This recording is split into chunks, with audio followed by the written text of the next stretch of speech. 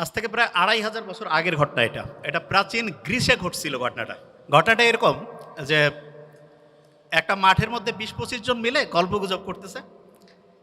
হঠাৎ করে গল্প করতে করতে একজন অজ্ঞান হয়ে পড়ে গেছে। যখন অজ্ঞান হয়ে পড়ে গেছে তারপরে তার সারাটা শরীর, ভূমিকম্প হলে মাটি যেমন কাঁপতে থাকে এরকম করে সারাটা শরীর কাঁপতেছিল। বেশ কিছুক্ষণ কাঁপলো। আশেপাশের লোক চিন্তা করতেছে এ নিশ্চয়ই বোধহয় কোনো অপকর্ম করছে, কোনো মনে হয় অন্যায় করছে, এই কারণে ঐশ্বরিক কোনো শক্তি তাকে অজ্ঞান করে এরকম করে শরীরের মধ্যে দেখতে পাচ্ছে না, কিন্তু যে পানিশমেন্ট দিচ্ছে, শাস্তি দিচ্ছে। তো এইরকম ১-১.৫ মিনিট হওয়ার পরে কাঁপুনি যখন বন্ধ হলো, কিছুক্ষণ পরে এদিক ওদিক থেকে পানি নিয়ে এসে তার গায়ে ছিটাই দিছে। সেই লোকটা বলতেছে কি হয়েছে স্যার, কিছুই খেয়াল নাই। আশেপাশের লোক বলতেছে না, তোমার নিশ্চয়ই কোনো খারাপ কিছু করছো, তোমাকে আর আমাদের সাথে রাখা যাবে না, তোমার বিচার করতে হবে। বিচার করার জন্য তাকে ওইখানকার যে বিচারক কমিটি ছিল, মানে জোর জবরদস্তি করে টেনে হেসড়ে তাকে সেখানে নিয়ে গেছে।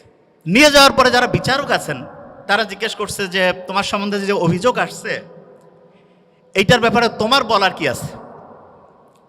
তো ওই লোক তো অজ্ঞান হয়ে গেছিল, সে জানেও না যে কি করছে। সে বলতেছে আমি তো কিছুই জানি না, কিছুই খেয়াল করতে পারছি না। আশেপাশের সবাই বলতেছে যে না, এরকম ঘটনা ঘটছে, সে অজ্ঞান হয়ে গেছিল, তার সারাটা শরীর ভূমিকম্প হলে মাটি যেমন কাঁপতে থাকে তার সারা শরীর কাঁপতেছিল। তখন বিচারকরা এদিক ওদিক তাকাইলো, সবাই একই সাক্ষী দিচ্ছে এবং বিচারকরা বুদ্ধিশুদ্ধি করে বলল যে তুমি নিশ্চয়ই এমন কিছু করছো, এই সমাজে তোমার আর রাখা যাবে না, তোমাকে ১ সপ্তাহের মতো সময় এখানে আমরা আলাদা করে, ওই যে করোনায় আক্রান্ত হইলে যেমন একদম আলাদা করে রাখতো না, শুধু আলাদা করে যে চেহারা দেখার বুদ্ধি নাই, খাবার দাবার দিত, এরকম করে ১ সপ্তাহ রাখবো। তারপরে তোমাকে এইখান থেকে, দ্বীপ থেকে বের করে অন্য জায়গায় নির্বাসনে পাঠিয়ে দেওয়া হবে। তা প্রাচীন গ্রিস দেশে ২৫০০ বছর আগে যখন যে কেউ এরকম ঘটনার মধ্যে পড়তো, তখন তাকে এরকম করে জোর জবরদস্তি করে ওই বিচারকদের সামনে নিয়ে আসতো। বিচারকরা যখন শুনতো যে ৮-১০ জন বলতেছে যে হ্যাঁ এই লোকের এইরকম ঘটনাই ঘটছে, তখন তাকে ১ সপ্তাহ এক জায়গায় আটকে রাখার পরে তারপরে নির্বাসনে অন্য জায়গায় পাঠিয়ে দিত।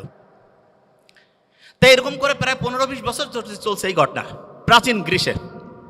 হঠাৎ করে একটা অদ্ভুত ঘটনা ঘটছে।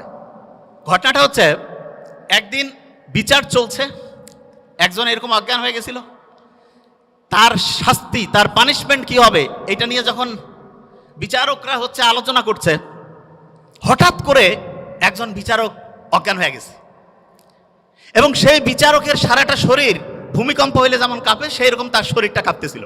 মানুষজন চিন্তা করতেছে যার প্রধান বিচারক, মানে বিচারকদের যে প্যানেল আছে তার মধ্যে প্রধান বিচারক যিনি, উনি অজ্ঞান হয়ে গেছে এবং তার সারাটা শরীর কাঁপতেছে।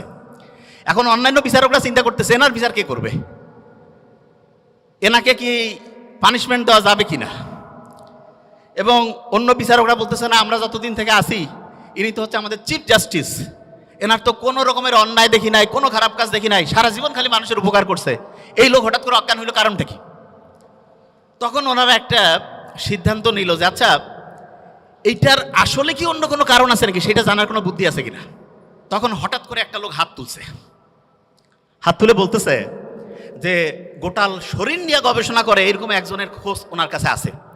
বলছে ঠিক আছে, তাহলে ওইখানে আমরা যাই, ওইখানে গিয়ে জানার চেষ্টা করি যে উনি এইটার অন্য কোনো কারণ আছে কিনা সেটা বলতে পারেন কিনা। একটা তদন্ত কমিটি ওই সবচাইতে জ্ঞানী লোক যিনি সারা শরীর নিয়ে গবেষণা করে ওনার কাছে চলে গেছেন, যে গোটাল ঘটনাটা সংক্ষেপে বলে দিয়েছেন। ওই জ্ঞানী লোক যার কাছে গেছে উনি আমরা যে মেডিকেল সায়েন্স পড়ি এইটার ফাউন্ডিং ফাদার, আসলে ফাউন্ডিং ফাদার বললে একটু ভুল হবে, ওনার নাম হিপোক্রেটাস। যারা ডক্টর তারা জানে যখন মেডিকেলে চান্স পায় তখন যার নামে ওত দেয় তার নাম হিপোক্রেটাস। এবং ইন্টারেস্টিং জিনিস, উনি ওনাদের ঘটনাটা শুনে বলছে যে ঠিক আছে আমাকে কয়েকটা দিন টাইম দেন, আমি এটা নিয়ে একটু গবেষণা করি, একটু ভাবনা চিন্তা করি, তারপর আপনাদের বলবো। বাস ওনারা চলে গেছে। ১.৫-২ সপ্তাহ পরে উনি ওনাদের কাছে লোক পাঠাইছে যে আমি কারণ খুঁজে পেয়েছি। সব লোক অধীর আগ্রহে অপেক্ষা করতেছে কারণটা কি। যখন হিপোক্রেটাসের 1-to-1 সামনাসামনি আসছে তখন উনি বলতেছেন যে আপনারা যে মনে করছেন যে কোনো ঐশ্বরিক শক্তি এ কোনো অপরাধ করছে, কোনো পাপ করছে, এই কারণে তাকে যে অজ্ঞান করে এরকম করে মারধর করতেছে, আপনারা দেখতে পাচ্ছেন না, ব্যাপারটা মোটাই এরকম না। তা ব্যাপারটা কি বলছে ব্যাপারটা হচ্ছে মাথার মধ্যে বিভিন্ন ক্রিয়া বিক্রিয়া হয়। এই ক্রিয়া বিক্রিয়া 440 হইলে যেমন ওই যে ভোল্টেজ আছে না, এমন হয়ে যায়, দেখা যাচ্ছে মেশিন টেশিন সব অকেজো হয়ে গেছে, ওর মাথা ওই সময় অকেজো হয়ে গেছে এবং এই কারণে সেন্সলেস হয়ে গেছে এবং সারাটা শরীর কাঁপতেছিল। এই কথা শোনার পরে অনেকে একটু বিশ্বাস করছে, অনেকে একটু অবিশ্বাসও করছে যে বিচারককে বাঁচানোর জন্য এরা কোনো ভিতরে ভিতরে কায়দা কানুন করছে নাকি। ওনারা ওইখান থেকে হিপোক্রেটাসের কাছ থেকে যখন ফিরে আসছে, আসার পরে ওনাদের কাছে আলাদা করে একটা লোক ওইখানে বন্দি করা ছিল, কিন্তু ওনা নির্বাসনে পাঠায়নি। কেন? কারণ হচ্ছে যে বিচারক নিজেই হচ্ছে যে অজ্ঞান হয়ে গেছে, যে আসলে কারণটা কি সেটা না জানা পর্যন্ত বের করা যাচ্ছে না। তখন করছে কি, এরা একটু রাগান্বিত হয়ে করছে যে না, নিশ্চয়ই সামথিং ইজ রং, কোথাও যেন একটা মিস্টেক হচ্ছে। কয়েকজন যে মাথা আঘাত করে দ্বিখণ্ডিত করে ফেলছে। মাথার খুলি যদি খুলে ফেলে তখন দেখা যাবে যে একটা গ্লাসের মধ্যে যদি পানি রাখি, ওর মধ্যে মাখন রাখলে যেমন হয়, গোটাল মাথাটার মধ্যে আমাদের ব্রেনটা অনেকটা মাখনের মতো। তো ওরা দেখতেছে কই কিছুই তো দেখা যায় না, কোনো ক্রিয়া বিক্রিয়া নাই, নিশ্চয়ই তাহলে ওই জ্ঞানী লোক কোনো কায়দা কানুন করে আমাদের মানে হচ্ছে যে বোকাশোকা বানাই দিচ্ছে। এরা আবার ওইখানে দৌড়েছে, যাওয়ার পরে বলছে যে কই আমরা তো কোনো ক্রিয়া বিক্রিয়া দেখতে পাচ্ছি না। উনি তখন ওনাদের বুঝাইছে যে দেখো, মাথার মধ্যে যে ক্রিয়া বিক্রিয়াটা হয়, এইটা যদি লক্ষ লক্ষ কোটি কোটি ক্রিয়া বিক্রিয়া এক জায়গায় করি, একটা ছোট্ট বালুকণার সমান হবে না। বলে তাই নাকি? কয় হ্যাঁ। বলছে যে মাথার মধ্যে ক্রিয়া বিক্রিয়া হচ্ছে এবং এইটার কারণেই এই লোকটা অজ্ঞান হয়েছে। আজ থেকে 2500 বছর আগে, যখন কোনো টেকনোলজি ছিল না, কোনো পরীক্ষা নিরীক্ষা ছিল না, তখন হিপোক্রেটাস এই ঘটনাটা বলছে। এবং এখন আমরা হচ্ছে মাথাকে স্ক্যান করি। স্ক্যান করার জন্য একটা পরীক্ষার নাম আছে, আমি কিন্তু ধরবো, বি কেয়ারফুল। পরীক্ষাটার নাম হচ্ছে ইইজি। কি নাম?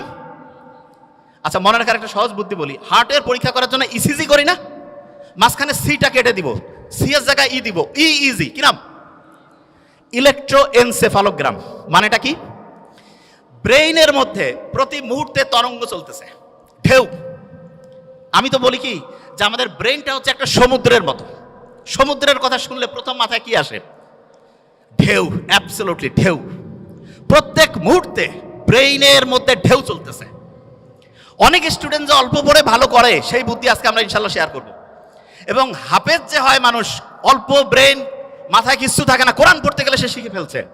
আল্লাহ কোরআনের মধ্যে এমন একটা অসাধারণ সামঞ্জস্যপূর্ণ শৈলী দিয়েছেন, ব্রেইনের মধ্যে ওই ওয়েভটা তৈরি হয়, ওই তরঙ্গটা তৈরি হয়, যেই তরঙ্গ তৈরি হইলে পরে পড়া লং টার্ম মেমোরি সেন্টারে রিজার্ভ হয়। প্রত্যেক দিন 5 ওয়াক্ত নামাজ পড়ি না, ব্রেইনের মধ্যে মোটা দাগে 5টা ওয়েভ আছে, মোটা দাগে 5টা ওয়েভ। এই 5টা ওয়েভের মধ্যে একটা ওয়েভ আছে সবচাইতে স্টুডেন্টের জন্য প্রয়োজনীয় ওয়েভ। এবং যে কোনো স্টুডেন্ট যে বুদ্ধিমান, সে চিন্তা করতেছে ওই ওয়েভটা যদি আমি তৈরি করতে পারি ব্রেইনে, আর তারপরে যদি আমি পড়ি, 1 ঘন্টায় 3-4 ঘন্টা পড়া হবে। এইটা তৈরি করার 2টা বুদ্ধি। একটা হচ্ছে ন্যাচারালি ব্রেইনের মধ্যে ওই ওয়েভটা তৈরি করা যায়, যেটা তৈরি করলে পরে অল্প একটু পড়লেই পড়া শর্ট টার্ম থেকে লং টার্ম মেমোরি সেন্টারে রিজার্ভ হওয়ার যে প্রক্রিয়াটা, এটা ফাস্ট হবে। আরেকটা আছে আর্টিফিশিয়ালি। আর্টিফিশিয়ালি মানে আমরা নিজেরা চাইলে পরে ব্রেইনের মধ্যে ওই ওয়েভটা তৈরি করতে পারবো। বেশিরভাগ জনের মাথায় আসতেছে যে আসলে ওই ওয়েভটার নাম কি, ঠিক না?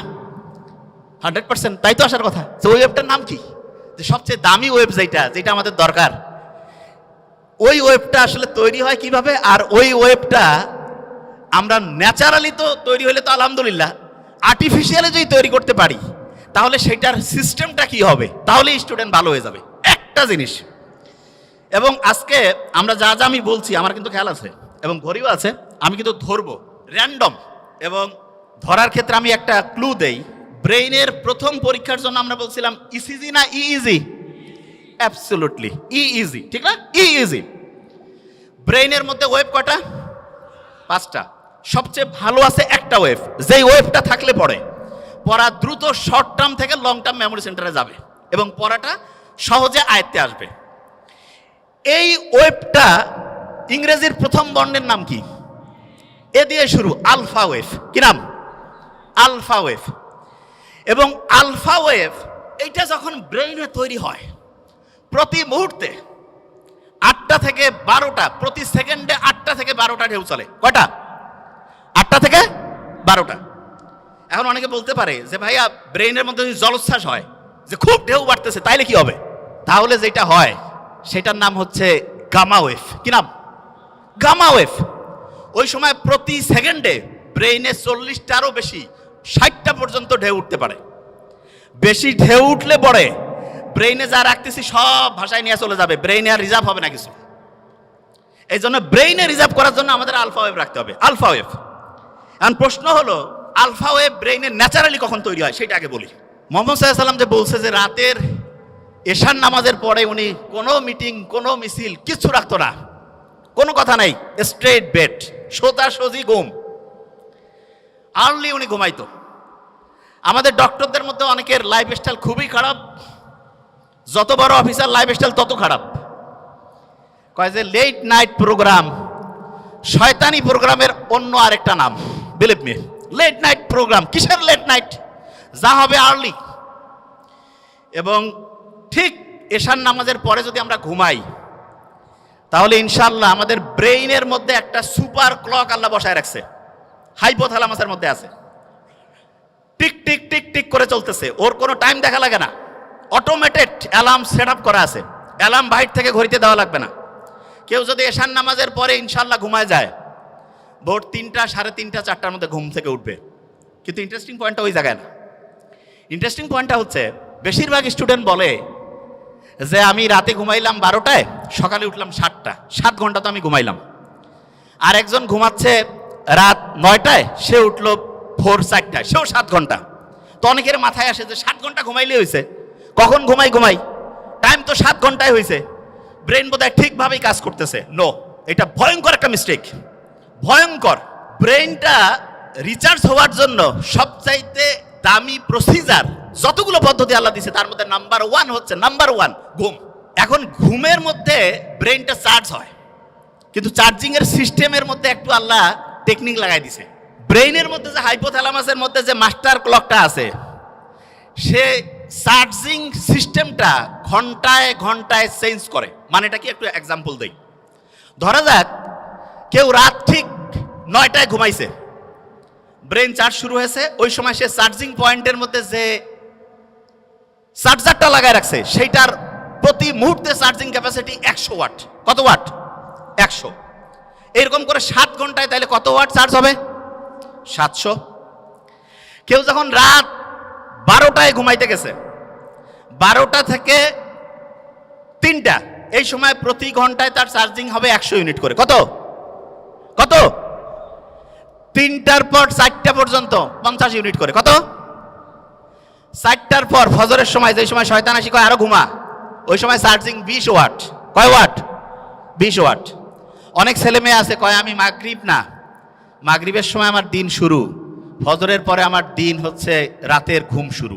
মানে রাতে সে ঘুমাইতে যায় ফজরের পরে, এবং সে বলে যে আমি 8-9 ঘন্টা ঘুমাই। আর্লি মর্নিং ফজরের নামাজের পরে ওই সময় চার্জ হচ্ছে 10 ওয়াট। কয় ওয়াট? 10 ওয়াটে সে যদি 10 ঘন্টা ঘুমায়, চার্জ কত ওয়াট হবে? আর আর্লি ঈশান নামাজের পরে 1 ঘন্টায় কত ওয়াট? 100। যে কাউকে যদি আমি বলি যে 100 টাকা একটা দিব আর একটা 100 টাকার ডলার দিব, কোনটা নিব? মূর্খ কবে ভাই আমার ডলার লাগবে, ঠিক না? তাহলে যারা বুদ্ধিমান বুদ্ধিমতী তারা রাতে আর্লি ঘুমাবে নাকি ফজরের সময় ঘুমাবে? আর্লি ঘুমাইলে কি ডলার পাবো না টাকা পাবো? 100 ওয়াট করে প্রতি মুহূর্তে চার্জিং হবে। এখন অনেকের মাথায় একটা প্রশ্ন আসে যে ভাই এটা কিভাবে কাজ করে, কারণটা কি? আল্লাহ ওই যে ঘড়ি হাইপোথ্যালামাসের মধ্যে বসায় রাখছে, সেইখানে ঘুমের মধ্যে 2টা ভাগ করছে। একটা হচ্ছে ডিপ স্লিপ, কি নাম? আরেকটা হচ্ছে বলা যেতে পারে হালকা স্লিপ। বুঝার জন্য, কি স্লিপ? হালকা। তার মানে একটা হচ্ছে ওই যে চার্জিং এর জন্য আছে না, যে পাওয়ারফুল চার্জিং, ওই যে খুব দ্রুত হয়, এইটা হচ্ছে ডিপ স্লিপ। কি স্লিপ? Deep sleep. আল্লাহ এমন মেকানিজম করছে, ডিপ স্লিপটা হবে রাত 9টা 10টা থেকে শুরু করে ভোর 3টা পর্যন্ত। কয়টা? রাত 9টা 10টা থেকে ভোর 3টা। এবং ইন্টারেস্টিং পয়েন্ট, আমরা যে ঘুমাই প্রত্যেকটা ঘুমের চক্র 90 মিনিট। ফুটবল ক্রিকেট যে আমরা খেলা দেখি, ফুটবলও দেখি। ফুটবল কতক্ষণ করে চলে একটা সেশন, একটা ম্যাচ কতক্ষণ? 90 মিনিট। এই 90 মিনিটের মধ্যে এইরকম একটা ম্যাচ হয়ে গেল, আমার ব্রেইনের মধ্যে একটা সাইকেল পূরণ হয়ে গেল। কয়টা সাইকেল? একটা। এবং প্রথম রাতে আমি যখন ঘুমাবো, প্রথম রাতে, তখন আমার ডিপ স্লিপটা বেশি হবে। কোন স্লিপ? ডিপ স্লিপ যখন বেশি হবে তখন মূলত আমার চার্জিংটা হাইয়েস্ট লেভেলে হবে। কি লেভেল হবে? হাইয়েস্ট লেভেলে। আচ্ছা, যে জায়গায় আমি ছিলাম, প্রত্যেক স্টুডেন্টের মধ্যে আমার মনে হয় প্রত্যেক স্টুডেন্টের মধ্যে যে প্রশ্নটা আসছে, আমরা তাহলে ঘুমাবো ঠিক এশার নামাজের পরে, তাহলে আমাদের ব্রেইনের চার্জিংটা হবে 100 ওয়াটের। কত ওয়াট? 100। আচ্ছা, পড়ার ক্ষেত্রে মোস্ট ইম্পর্টেন্ট, ব্রেইনে কোন ওয়েভ দরকার? Alpha wave. ন্যাচারালি আলফা ওয়েভটা আমি পাবো আর্লি মর্নিং। আর্লি মর্নিং মানে হতে পারে ভোর 4টা-5টা থেকে সকাল 8টা-9টা। এই সময়ে ব্রেইনে আলফা ওয়েভ থাকে এবং আলফা ওয়েভের ঢেউ প্রত্যেক মুহূর্তে 8 থেকে কত? 8 থেকে 12। এই সময়ে 1 ঘন্টায় যে পড়া হবে, দিনের অন্য সময় যখন ব্রেইনে আলফা ওয়েভ নাই, ওই সময় ওই 1 ঘন্টার পড়া পড়তে 4-5 ঘন্টা লাগবে। তার মানে হচ্ছে একটা মুসলমান স্টুডেন্ট বা যে কোনো, সে যে ধর্মেরই হোক, কারণ ব্রেইন সবার জন্য সেম ওয়েতে কাজ করবে। আল্লাহ সবার জন্য কিছু জিনিস ইউনিভার্সাল করে দিয়েছেন। একটা ব্রেইনের মধ্যে আলফা ওয়েভ তৈরি করে যখন স্টুডেন্ট পড়তে থাকবে, তখন দেখা যাবে যে সেই স্টুডেন্ট 1 ঘন্টা পড়লে পড়ে 4-5 ঘন্টার পড়া তার ব্রেইনের শর্ট টার্ম থেকে long term memory centre reserve হওয়ার প্রক্রিয়া গতিশীল হবে। তার মানে যেই স্টুডেন্ট আর্লি মর্নিং পড়বে সে আলফা ওয়েভ পাচ্ছে এবং তার পড়ার গতি খুব দ্রুত হচ্ছে। এটা হচ্ছে ন্যাচারালি। এখন অনেকে বলতে পারে যে ভাই আমি ন্যাচারালি তো জানলামই, আমি কৃত্রিমভাবে ব্রেইনে আলফা ওয়েভ তৈরি করতে চাই, সেইটার কোনো বুদ্ধি আছে কিনা? এটা সবচেয়ে ইন্টারেস্টিং, যে আমি কৃত্রিমভাবে যদি তৈরি করতে পারি, যখন মন চাইলে তখন ব্রেইনে আলফা ওয়েভ নিয়ে আসলাম, তার মানে অল্প সময়ে পড়লাম, পড়া হিউজ ভাবে হচ্ছে ইম্প্যাক্ট করে ফেললো। এইটার জন্য আল্লাহ অসাধারণ একটা সিস্টেম দিয়েছেন আমাদের। এবং আমি আশা করব যে কোনো পর্যায়ের লোক, যে কোনো, এখন থেকে এই জিনিসটা ফলো করতে পারে। সেটা কি? বিজ্ঞানীর অবাক হয়েছে, আমরা যখন নামাজের মধ্যে দাঁড়াই, নামাজ যখন কেউ পড়ে এবং মন দিয়ে নামাজ পড়া বলতে কি, আমি এখন একটা ঘটনায় আসছি, মন দিয়ে কেউ যখন নামাজ পড়ে, ওই সময় তার ব্রেইনের মধ্যে আলফা ওয়েভ তৈরি হয়ে যায়। কি হয়? Alpha wave. নামাজ পড়ে আসলাম, এবং ইসলামে কিন্তু ফরজ নামাজটা মসজিদে পড়ার পরে অন্য যে কোনো নামাজ বাড়িতে পড়তে উৎসাহিত করছে। আমার তো মাঝে মধ্যে মনে হয় যে বাড়িতে নামাজ পড়েই বইটা একটু হাতে নেওয়া উচিত। বইটা একটু হাতে নিলাম, নিয়ে একটু যদি পড়ি, ব্রেইনে আলফা ওয়েভ তৈরি হয়েছে। আচ্ছা, অনেকের মাথায় প্রশ্ন আসে যে ভাই নামাজ পড়লাম, ব্রেইনে আলফা ওয়েভ তৈরি হলো, কতক্ষণ থাকবে? এটা বোঝার একটা এক্সাম্পল দেই। ফ্যান একটা চলতেছে, যদি বন্ধ করি সাথে সাথে কি অফ হবে? কিছুক্ষণ ঘুরবে না? অ্যাবসলিউটলি এই ঘটনাটা ব্রেইনে ঘটে। যখন আলফা ওয়েভ, নামাজ পড়লাম, নামাজের পরে যদি 20টা মিনিট পড়ি, 20টা মিনিট, 20 মিনিটে দেখবো অন্য সময়ের 1.5-2 ঘন্টার পড়া হয়ে গেছে। তাইলে আর্লি মর্নিং 4-5 ঘন্টা, আর প্রত্যেকবার নামাজ পড়ছি, নামাজ পড়ার পরে যদি 20 থেকে 25 মিনিট করে পড়ি, ইনশাআল্লাহ ব্রেইনে দেখবো 20 মিনিটে 2-2.5 ঘন্টার পড়া হয়ে যাবে। তার মানে বাকি টাইম অন্য যে কোনো কাজই করি না কেন, ইনশাআল্লাহ আমার পড়া, একাডেমিক, তারপরে অ্যাডমিশন, যেই লেভেলে আমি পড়তে চাই, ইনশাআল্লাহ অসাধারণ প্রিপারেশন হয়ে যাবে। এখন হাফেজ যারা হয় তারা পরে আল্লাহর কালাম পড়ে, ঠিক না? এবং কোরআনের গঠন শৈলী কেউ যদি অ্যানালাইসিস করে অবাক হয়ে যাবে, এত সুন্দর মিল। আমি তো আরবি পড়ি, বোঝার চেষ্টা করি। কেউ যদি সূরা নাসটা পড়ে, নিশ্চয়ই মনে মনে একটু আমরা যদি পড়ি, হ্যাঁ, কুল আউযু বিরাব্বিন নাস, মালিকিন নাস, সবগুলোর মধ্যে একটা কি অসাধারণ ছন্দ আল্লাহ দিয়ে রাখছেন। এবং এই ছন্দটা এমন যেটা ব্রেইনটাকে, তরঙ্গগুলোকে হচ্ছে কুল ডাউন করে আলফা ওয়েভে আনতে হেল্প করে। তার মানে নামাজের টাইম নাই, মন চাচ্ছে যে আমি একটু পড়া আমার আলফা ওয়েভে পড়বো, কোরআনটা বের করে সূরা ফাতিহাটা একটু পড়ি, আর কিচ্ছু করা লাগবে না। তারপরে হচ্ছে 20 মিনিট পড়বো, ব্রেইন আলফা ওয়েভে ইনশাআল্লাহ 20 মিনিট অটোমেটিক কাজ করবে। অনেকে মনে করে কোরআন পড়তেছি টাইম লস হবে, মূর্খ। ব্রেইনে আলফা ওয়েভ থাকলে যাই করবো 20 মিনিটে তো 1.5-2 ঘন্টা। কেউ পারবে আমার সাথে? কেউ পারবে? প্রশ্নই আসে না। কোরআন যখন পড়ে কেউ, দেখা যাচ্ছে ক্লাসের পড়া হয় না, সাধারণত হাফেজিতে, সাধারণত এখন আল্লাহর রহমতে ট্রেন্ড চেঞ্জ হয়েছে, দেখা যায় যেই ছেলে মেয়ের কোনো বুদ্ধিশুদ্ধি নাই, কাউকে আল্লাহর রাস্তায় দিয়ে দাও আল্লাহর রাস্তায় দিল, কিন্তু দেখা যাচ্ছে সেও হাফেজ হয়ে আসছে, ঠিক না? তা আল্লাহ তো বলছে যে আমি তো তোমাকে হেল্প করবই, এবং আল্লাহ যে প্যাটার্ন দিয়েছে সেইখানে কোরআন পড়ার পরে আলফা ওয়েভ তৈরি হয়, দ্রুত তার পড়া, দেখা যাচ্ছে শর্ট টার্ম থেকে লং টার্ম মেমোরি সেন্টার রিজার্ভের প্রক্রিয়াটা গতিশীল হয়। তার মানে আমরা তিনটা জিনিস অলরেডি শিখছি, শেয়ার করেছি তিনটা জিনিস। নাম্বার ওয়ান, আর্লি মর্নিং যদি পড়ি ব্রেনে কোন ওয়েভ? আলফা। যখন নামাজ পড়লাম তারপরে কোন ওয়েভ? যখন কোরআন পড়লাম তারপরে কোন ওয়েভ? আলফা। তিনটা বুদ্ধি পেয়েছি। আচ্ছা, এখন একটা প্রশ্ন আসে, সেটি হচ্ছে অনেকেই বলে যে ভাই আমি তো নামাজ কালাম পড়ি, রোজা রাখি, সবই আছে, একটু ইসলামের বাইরে অন্য কোনো কিছু করি, তা কি এমন হবে? ভালো আমল আর যদি খারাপ আমল কাটাকাটি করে কিছু থাকলে তো আমি ডান হাতে আমল নামা পেয়ে বেহেশতে চলে যাব, এরকম চিন্তা কিন্তু অনেকের মাথার মধ্যে আছে। তাই এইরকম একটা প্লেনের মধ্যে দুইজন যাত্রী পাশাপাশি বসা, একজন মুসলমান আর একজন অন্য ধর্মের। অন্য ধর্মের বলতেছে যে অফার করছে যে একটু ওয়াইন খাও, তা বলছে না না আমি কেন ওয়াইন খাবো, আমি মুসলমান। আরে বাবা তুমি কি এখন মসজিদে আসো নাকি, ওয়াইন খেলে কি হবে? বলছে না আমি ওয়াইন খাই না। তখন যে ওয়াইন অফার করতেছে সে বলতেছে যে তোমাদের যে কি ধর্ম রে বাবা, গির্জায় গেলে আমরা ওয়াইন খাই না, তোমরা আবার মসজিদ না মানে হচ্ছে বাড়ি না, একটু ফ্লাইটের মধ্যে একটু রিল্যাক্স করবা তবু ওয়াইন খাবা না, ব্যাপারটা কি? তখন পাশে বসা যে মুসলমান সে বলতেছে যে এই গাড়ির মানে ফ্লাইটে তো যে এটার যে চালক তিনি কিন্তু খ্রিস্টান। বলছে হ্যাঁ খ্রিস্টান, ইউরোপের ঘটনা। তা বলতেছে আচ্ছা ওনাকে যদি এখন মদ খাওয়ানো হয় তুমি কি জানার পরে এই ফ্লাইটে যাবা? কয় না আমি কেন যাবো। কয় কেন যাবা না? বলছে উনি তো এখন ডিউটিতে আছে, ডিউটিতে কেন হচ্ছে মদ খাবে? তখন ওই মুসলমান বলতেছে যে আমাদের মুসলমানের গোটাল জীবনটাই হচ্ছে অন ডিউটি। অন ডিউটি, পড়া, বিয়া শাদী, কথা বলা, কথা শোনা, যা কিছু আছে অন ডিউটি। বিলিভ মি, এটাই সবচেয়ে সত্যি কথা। অনেকে আমরা মনে করি কি মসজিদের মধ্যে যাবো ওই সময় আল্লাহ আল্লাহ করবো, আল্লাহ আল্লাহ তো অবশ্যই করবো, কিন্তু আল্লাহ প্র্যাকটিক্যাল জিনিসটা সবচেয়ে বেশি পছন্দ করেন, সবচাইতে বেশি পছন্দ করেন প্র্যাকটিক্যাল। এবং আল্লাহর কাছে যখন আমরা দোয়া করি রাব্বানা আতিনা ফিদ দুনিয়া, দুনিয়াও লাগবে আখেরাতও, হ্যাঁ, তবে দুনিয়া পাইতে গিয়ে যাতে আখেরাত ধ্বংস না করি, এইটা খুব গুরুত্বপূর্ণ।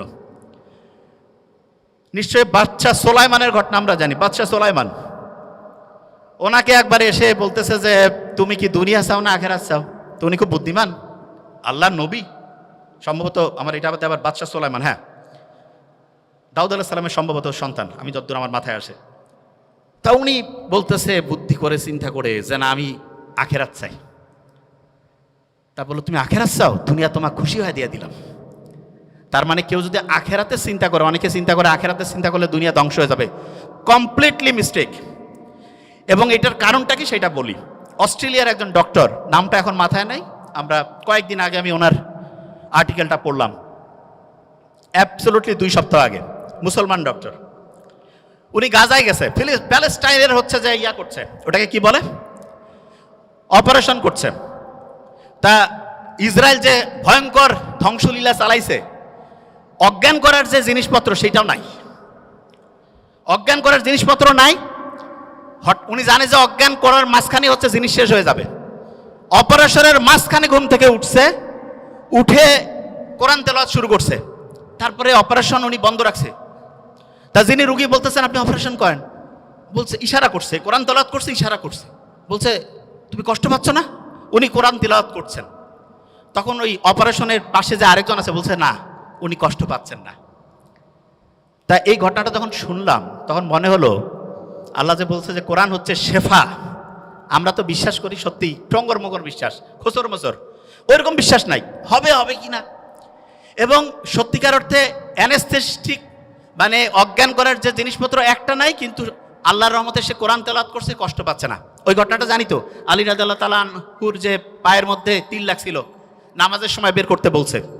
আল্লাহ দেখাই দিচ্ছে। এখন কেউ যদি প্যালেস্টাইনের ঘটনাগুলো একটু অ্যানালাইসিস করে দেখবে আল্লাহ যে আছে, এবং কেউ যদি আল্লাহকে ওইভাবে মন থেকে চায় অবশ্যই অবশ্যই পাবে। আচ্ছা, যে জায়গায় আমি শেষ করবো এখন, ইটালির একটা বিখ্যাত মানুষ আছে যার নাম বুসকালিয়া। উনি যেখানে যাইতো ওনার কথা শোনার জন্য হাজার হাজার মানুষ এসে উপস্থিত হইতো। তো ওনাকে একদিন জিজ্ঞেস করছে যে আপনি এত কিছু জানেন কি করে? উনি বলতেছে যে আমাদের ফ্যামিলিতে আব্বার একটা অদ্ভুত নিয়ম ছিল। সেই নিয়মটা হচ্ছে এরকম, প্রত্যেক দিন রাতের খাবারটা আমার বাবা আমাদের সব ভাই বোনকে একসাথে নিয়ে খাইতো এবং প্রত্যেক সন্তানকে তিনি আলাদা করে জিজ্ঞেস করতেন, what did you learn for the day? আজকের জন্য তুমি কি শিখছো? প্রত্যেককে বলতে হইতো।